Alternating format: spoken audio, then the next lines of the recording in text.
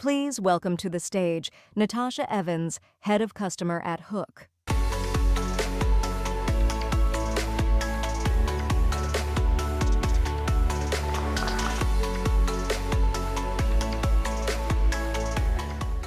love that little hype up. Thank you. Hey everyone, great to see you. I'm Tash. I'm Head of Customer at Hook. We are the AI-driven revenue prediction platform. And I'm here today to talk about something that I am particularly passionate about, which is how do you leverage your customer success team to really drive revenue growth? And we're talking about growth in the traditional sense today. I'm just going to visualize it in a bit of a different way than your usual data and charts and all of that stuff.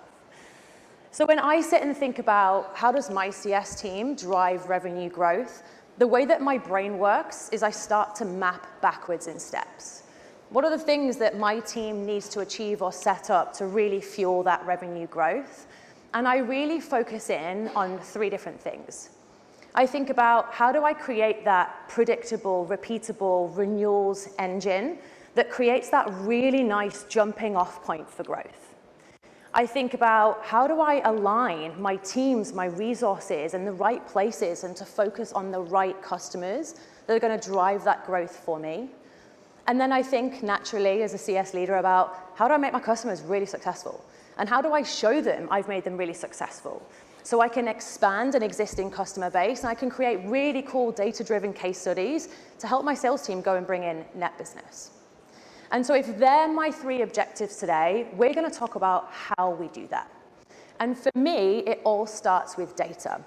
Very topical for any of you that were in here for the last presentation. They talked a lot about the value of data too.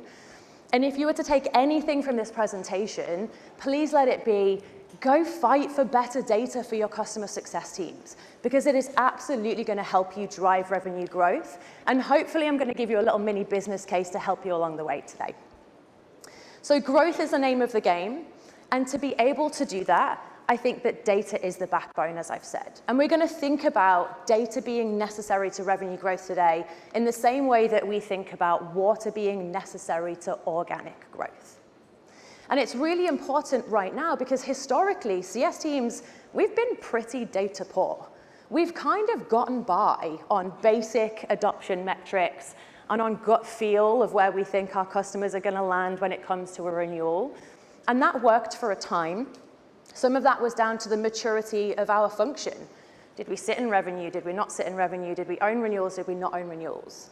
And some of that was down to market conditions.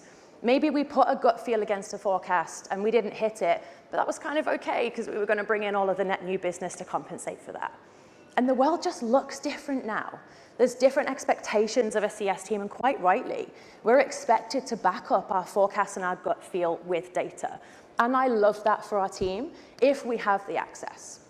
So we're going to talk about data today to drive revenue growth. And there are three things that I would use data for to really be able to do that. And we're going to talk about how they link back to those three objectives at the start. I want to use data to build a value narrative, a health score, and a forecast. And for each of these, we'll talk a little bit about why.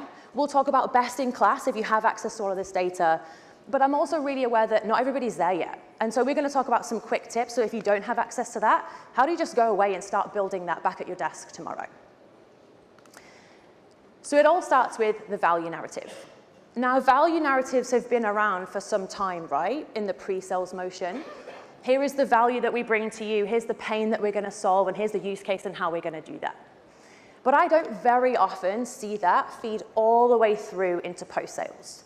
How many of your CS teams mirror that same value narrative in their QBRs and sit in front of their customers with metrics that show exactly how they delivered on that value? And that's so important right now, because if any of you are in throes of the renewals with your team, you'll understand that unfortunately, it's not good enough right now for us to say, hey, your team are using our platform. We have to be able to back that up with return on investment and with value. So this value narrative is really important, not just for securing your renewals, but also helping you build those business cases that we talked about to expand into existing customers and go after net new customers too. So if I had access to all of the data, what's the best in class? What would I do? I wouldn't actually start with the data. I would start with the story. Get your sales, your CS, and your marketing team in a room and think about what is that really compelling value narrative that I want to tell? How do we tell that pre-sales, and how do I tell that story post-sales in my business reviews too?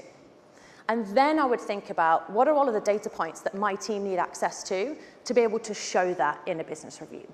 And partner with my engineering team to get that data in the hands of my CSM team, or even better, straight in the hands of the customer. A really compelling data-driven value narrative. And one of the places that I think we've seen this done really well was when I was at LinkedIn.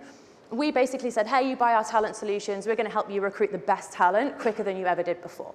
We had this really great pre-sales narrative that was build, engage, recruit.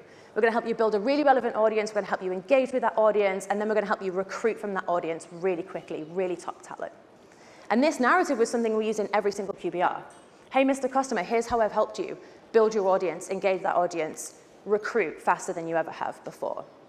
So a really compelling data-driven value narrative is really key right now with how the market is going. But again, I'm aware not everybody has access to all of this different data. And so if you don't, where do you start? What can you go and do right now? Well, I actually think that efficiency is a really easy way of inferring value. What data can you get access to from how your platform or how your product is used? Can you correlate a time saving to any of those different data points and total it all up? So in a QBR, you can say, hey, Mr. Customer, here's how much time I've saved you by you leveraging our platform. And here's how that converts into productive hours your team can spend elsewhere, or full-time employees that you haven't had to hire.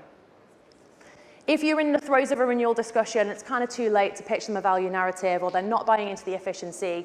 The other thing that I think is a really good last-ditch attempt is cost of leaving. What's their time investment been in implementing your software and training the team and getting to where it is? And what's going to be the cost of their business if they have to go and do that elsewhere? So aim for that best-in-class data-driven value narrative, but if you can't do that, there's a couple of things that you and your team absolutely can do right now. The second thing that I talked about using data for is building out a health score. I want to see for every customer, I want to see for my whole book of business, where is my opportunity for growth and for upsell, and where do I have risk? And that comes back to one of those objectives, which is aligning my resource and my skills in the right place and on the right customers. And so again, if I have access to all of the water, all of the data, how am I going to do this? Well, I'm going to ingest data from multiple different data sources.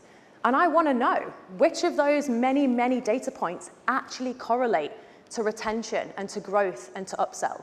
Not just what I think it does, but actually what does the data tell me?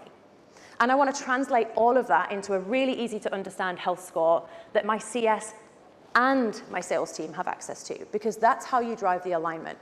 Here's where you go after growth and upsell, and here's where my team needs to go after and rally around risk. And I want that visible at the customer level and all the way up to the full book of business, so I get a really good view of what is happening where. And if you can't do that, if you don't have access to all of the data or you don't have access to a platform that can do that for you, where do you begin? Well, so often we just rely on CS sentiment. I think that account is healthy, or I've had a conversation really recently, or I've just done a QBR, I think they're in a good spot. But I think even in absence of tons of data, we can do a little bit better than that. So I used to have my team rate on 4 key points. Pull whatever adoption and usage metrics that you can and rate their health score. I want to know, are they getting value? Have you shown them a value narrative? Have they shown you some of those lagging indicators that you couldn't get access to? I want to know what stakeholders you're engaging with. Do you have an exec sponsor? Are you engaging with a champion? And I want to know sentiment behind the relationship. And then what I do with that information is I want to map that to help them prioritize. So I want to map that against ARR so that my CSMs know, okay, well, they're spending time on high-risk, high ARR accounts. And on the upsell side of things, I want to map health against white space so I know where my real upsell opportunity is. So again, I'm aiming for a best-in-class data-driven health score, but if I don't have it, there are a few things that I can do just to get myself started. And then the third thing that I talked about at the beginning was forecast. I want a data-driven forecast. I want to see my book of business. I want to see not just this quarter, I want to see the whole year in terms of retention or churn and upsell, so net revenue retention. And I want to see the whole year because I want to be able to get ahead of things as proactively as I possibly can. It's no good just looking in quarter for upsell opportunities. What are the things that I need to build towards? Or what are the risks far out that my team need to rally around? So again, if I have access to all of the data, what am I going to do?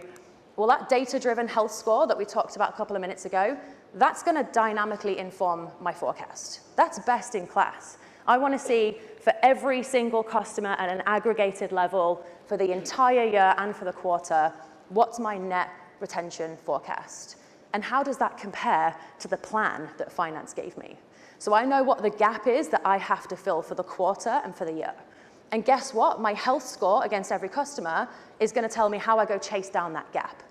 So if I have a gap to go fill to hit my net revenue retention, I now know exactly which accounts I need to rally around for upsell, which accounts I need to rally around to save risk, to be able to hit that target at the end of the year. And again, if you don't have access to all of that data, I'm still going to expect my CSMs to go in and manually input a forecast over a certain threshold for the entire year, so I still get that proactive visibility. But I'm not going to let them just go rogue. I'm going to give them some structure behind it. So I know if I'm looking at any given account, 50% means that they're a confirmed risk or they're red. 80% means actually that could be an upsell opportunity. Or 100% is there's one in play and perhaps they've gotten verbal confirmation. So again, aiming for a best-in-class data-driven forecast that helps me chase down my number, create that repeatable renewals engine that is a really good jumping-off point for growth. But if you don't have access to all of that, there's always things that you can do. So hopefully, I've given you some ideas here. Remember I said at the start, if you take one thing away from this presentation, please let it be to go and hunt down better data for your CS team, because you'll see that that helps you build this compelling value narrative, build out a health score, build out a forecast, and they're the things that we need to truly drive revenue growth through our customer success team. And if anybody wants to talk about this a little bit more, I'm happy to talk about that for the next couple of hours. Please come find me at the ice cream stand. Thank you.